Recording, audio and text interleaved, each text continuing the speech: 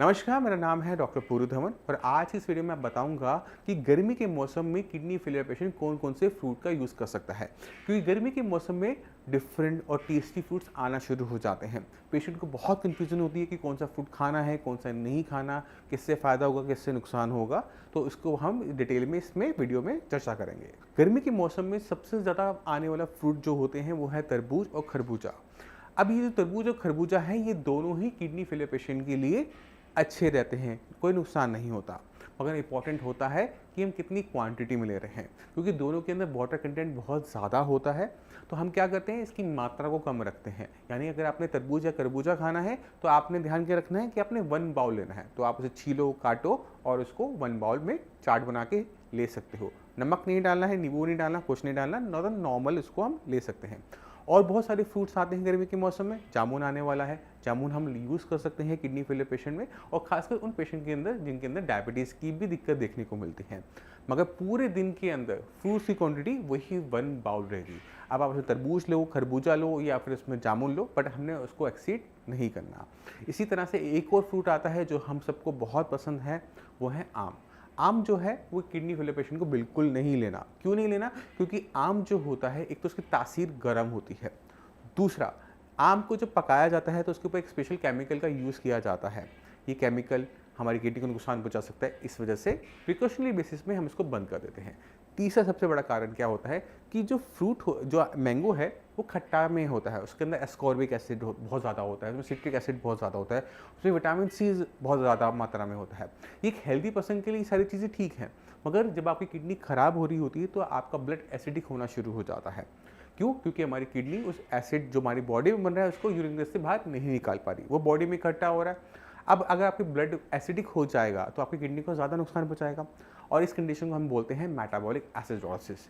Creatinine level जब तक 4 पहुंचता है तब तक कोई नुकसान नहीं होता, यानी 0 पॉइंट से शुरू होकर 4 तक मेटाबॉलिक एसिडोसिस नॉर्मली पेशेंट में नहीं देखने को मिलता।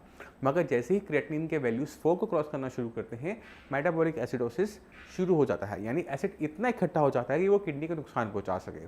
अब अगर आप इस तरह की कंडीशन के अंदर आम लेंगे तो आपकी बॉडी में एसिड ज़्यादा जाएगा, क्योंकि एस्कॉर्बिक एसिड, सिट्रिक एसिड, ये एसिड इतना ज़्यादा स्ट्रॉन्ग हो जाता है कि किडनी को तेज़ी से खराब करना शुरू कर देता है। तो जितने भी किडनी फेलियर के पेशेंट हैं, गर्मी के मौसम में आम बिल्कुल नहीं लेंगे। फ्रूट की कैटेगरी में हमेशा एक चीज़ का ध्यान रखो, जो फ्रूट कच्चे में या तो फीका होता है या कसेला होता है वो आप खा सकते हो। ऐसा फ्रूट जो कच्चे में खट्टा होता है, पकने पे मीठा हो जाता है, उसको आपने अवॉइड करना है। अगर आप इन छोटी सी चीज़ को ध्यान में रखोगे तो कभी भी आपको मेटाबॉलिक एसिडोसिस की दिक्कत नहीं देखने को मिलेगी फ्रूट्स की वजह से। अब कुछ और फ्रूट्स होते हैं जो कि किडनी फेलियर का पेशेंट ले सकता है, उसमें आता है चीकू। चीकू कभी आपने कच्चे में खाया? वो बहुत कसेला सा होता है, बट पकने पे वो मीठा हो जाता है, तो हम चीकू ले सकते हैं। मगर इसी तरह से दिखने वाला कीवी नहीं ले सकते, क्योंकि कच्चे में खट्टा होता है, पकने पे भी खट्टा ही रहता है काफ़ी हद तक। तो हमने कीवी को पूरी तरह से बंद रखना होता है, चीकू को हम कम मात्रा में ले सकते हैं। मगर अगर आप डायबिटिक पेशेंट हो तो आप चीकू जैसा फ्रूट नहीं लोगे, क्योंकि वो बहुत ज़्यादा मीठा होता है। इसके साथ साथ एप्पल, जो कि हमें 12 महीने मिल जाता है, हम उसका यूज़ कर सकते हैं। अनार, जिन पेशेंट के अंदर हीमोग्लोबिन की कमी है उसमें भी बहुत अच्छा बेनिफिशियल रहता है, बट हमें ध्यान के रखना होता है कि उसकी मात्रा, क्वांटिटी, बीज आपने बाहर थूकने होते हैं, क्योंकि अनार के अंदर पोटेशियम की मात्रा ज़्यादा देखने को मिलती है, और वो पोटेशियम कहाँ होता है?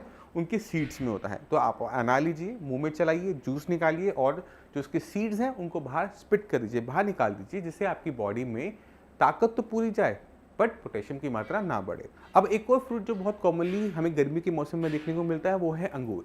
आपने अंगूर यानी ग्रेप्स को पूरी तरह से अवॉइड करना है, क्योंकि उनके अंदर वही दिक्कत है जो आम के अंदर है, कच्चे में खट्टे होते हैं, पकने पे मीठे होते हैं, तो इनके अंदर एसिड की मात्रा ज़्यादा होती है। तो पूरी तरह से आपने अंगूर को अवॉइड रखना है। आपने गलती से भी अंगूर का सेवन नहीं करना, चाहे वो काले हैं, चाहे वो हरे हैं, चाहे वो मीठे हैं, आप अंगूर का सेवन नहीं करेंगे।